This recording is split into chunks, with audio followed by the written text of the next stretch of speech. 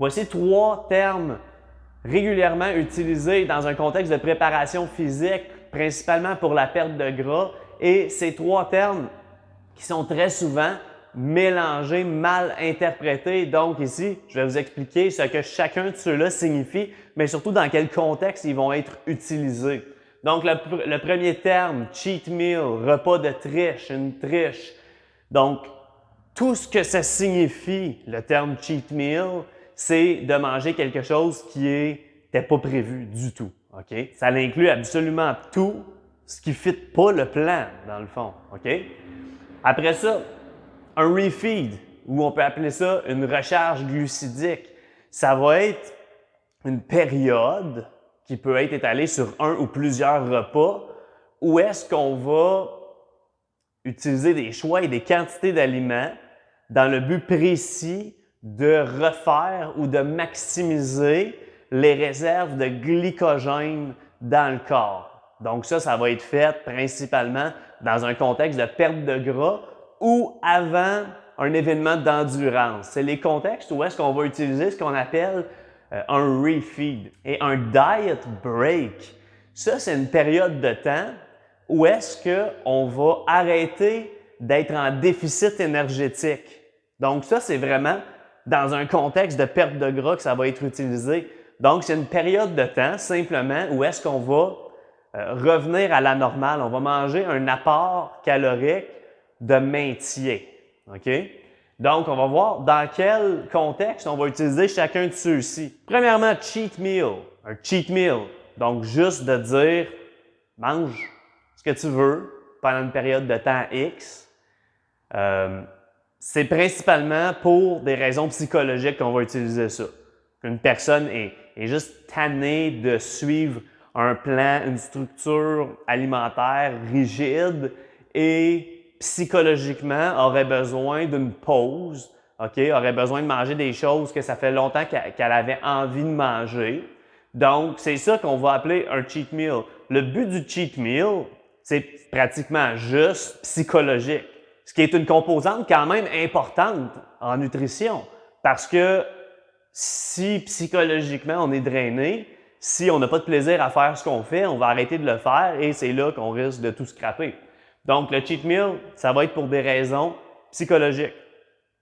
Ceci dit, on pourrait dire qu'on veut utiliser un cheat meal dans un contexte de refeed, mais ce n'est pas obligatoire de le faire. Okay? Donc, ce qui m'amène au prochain point, le refeed, qui est une recharge glucidique, qui est une période où est-ce qu'on veut maximiser les réserves de glycogène qui ont probablement été amoindries par une certaine restriction nutritionnelle. Okay? Donc, le refeed n'est pas forcément un cheat meal parce que très souvent, ça serait probablement beaucoup plus bénéfique de faire un refeed simplement en continuant à manger des aliments sains, des aliments peu transformés, mais une plus grande quantité et surtout une plus grande quantité de glucides. Donc, on pourrait inclure, par exemple, des patates douces, tous les légumes racines qui vont contenir plus de glucides. On pourrait inclure un peu plus de fruits, du riz, certains produits un peu plus transformés, comme par exemple certaines pâtes, certains pains, des choses comme ça. Ce serait la manière qu'on ferait un refeed.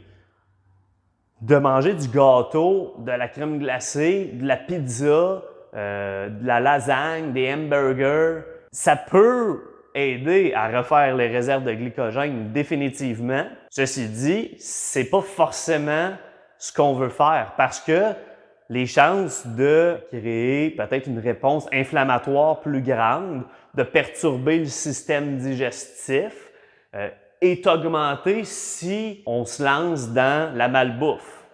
Et aussi, il y a l'aspect de récompense face à cette nourriture-là.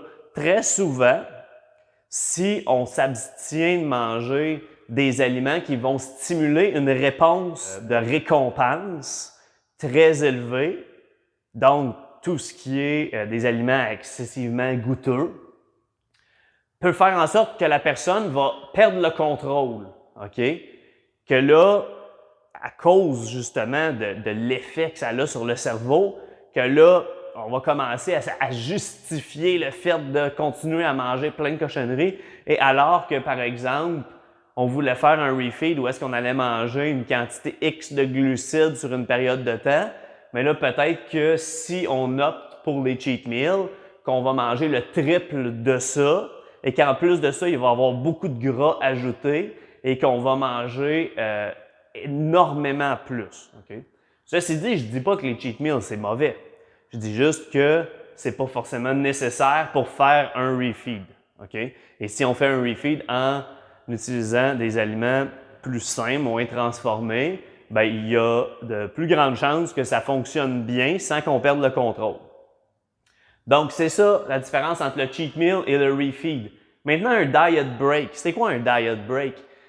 Ça va être utilisé quand une personne suit une diète restrictive en termes de calories, okay? Une diète hypocalorique, dans le but de perdre du gras, perdre du poids, et qu'à un certain stade, ça semble ne plus fonctionner. Donc ça va être utilisé surtout sur le long terme. Quelqu'un qui a beaucoup de poids à perdre sur du long terme et qu'à un certain stade, la personne, même avec une diminution calorique significative, semble ne pas perdre comme elle devrait. Ça peut être signe d'une adaptation métabolique, qui est une diminution du métabolisme, qui n'est pas liée à la perte de poids, qui n'est pas liée au fait de moins manger, qui n'est pas liée à ces facteurs-là qui influencent vraiment le métabolisme le plus. Ça peut être dû à une adaptation au niveau hormonal, okay? Principalement, en fait, au niveau du système thyroïdien. C'est possible qu'il y ait des changements au niveau du profil thyroïdien, la conversion de certaines hormones thyroïdiennes ou même certaines hormones qui vont agir comme frein métabolique au niveau de la thyroïde pourraient ralentir le métabolisme dû au fait qu'on a... En fait, on ne sait pas précisément c'est pourquoi que ça arrive. Il y a plusieurs théories face à ça. Ça pourrait être une manière pour le corps d'essayer de préserver de l'énergie. Ça pourrait être aussi lié à la toxicité qui augmente dû au fait qu'on a perdu beaucoup de gras. Donc, on ne va pas rentrer dans les raisons pour lesquelles ça peut arriver, mais ce qu'on sait, c'est que quand on fait un diet break, ça semble prévenir l'apparition d'adaptations métaboliques et possiblement aussi renverser cette adaptation-là. Donc, par exemple, on pourrait dire qu'on va faire un 2 semaines. Disons que ça fait plusieurs mois que la personne suit une diète hypocalorique, elle a perdu du poids, mais ça diminue, la perte de poids arrête. Même si on diminue les calories, ça semble ne plus répondre. Ça pourrait être une bonne chose de simplement dire on va revenir à un apport calorique normal, okay, de maintien. Donc, on ne parle pas ici de faire un 2 semaines à manger toutes les cochonneries du monde. Okay? On ne parle pas d'un 2 semaines de cheat meal. On parle qu'on va simplement remonter un apport calorique, un apport de maintien. Okay? Un apport qui ne va pas faire prendre du gras. Pendant une période X, ça pourrait être une semaine, ça pourrait être 2 semaines, peut-être même plus, pour ensuite rediminuer parce qu'on n'avait pas fini, par exemple, notre période de perte de poids, perte de gras. Donc, rediminuer l'apport calorique et là, si les choses ont bien fonctionné, la perte de gras recommencerait. Donc, c'est ça le diet break. Donc, pour faire un petit recap, cheat meal, c'est jamais obligatoire.